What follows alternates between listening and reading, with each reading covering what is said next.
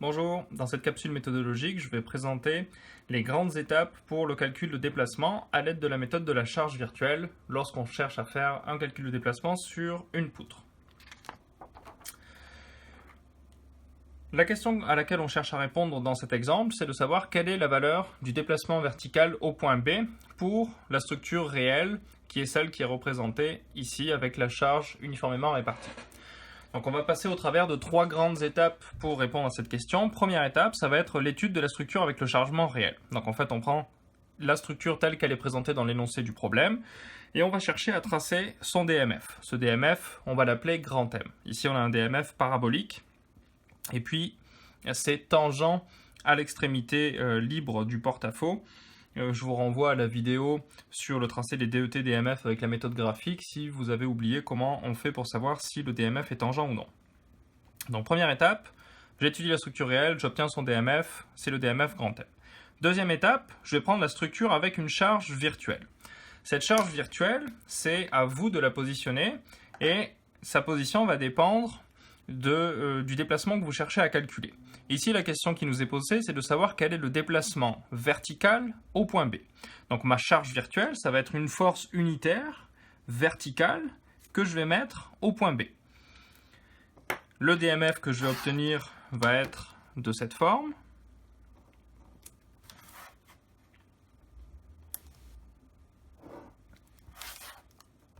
Donc ça, c'est le DMF petit m.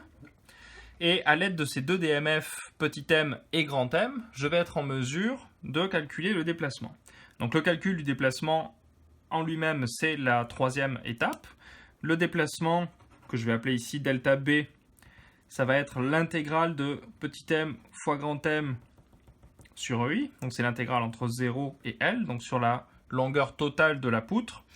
Et ici, vous allez avoir le choix soit d'utiliser les expressions analytiques pour le DMF petit m ou le DMF grand M. Donc pour les deux, vous allez soit prendre les équations, ou alors vous allez avoir la possibilité d'utiliser les intégrales de mort. Dans ce cas-là, on va mettre le 1 sur EI en facteur, et avec les intégrales de mort, on va chercher à faire ce produit.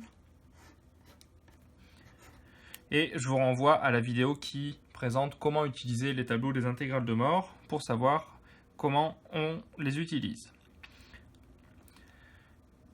Lorsqu'on arrive à la réponse, admettons que l'on trouve ici plus 15 mm, peu importe la valeur, ici je n'ai pas imposé de charge uniformément répartie ou de longueur, mais admettons qu'on trouve plus 15 mm, le sens du déplacement réel va être relatif au sens de la force unitaire que vous avez choisie. Ici, j'ai trouvé plus 15 mm, ça signifie que le déplacement s'effectue dans le même sens que la charge unité. Donc, mon déplacement vertical au point B est un déplacement vers le bas. Donc, voici pour les grandes étapes du calcul du déplacement avec la méthode de la charge virtuelle. S'il y a des questions sur cette vidéo pour le cas de la poutre, n'hésitez pas à les poser dans la section commentaires. Et sinon, je vous invite à regarder la vidéo sur l'utilisation des intégrales de mort.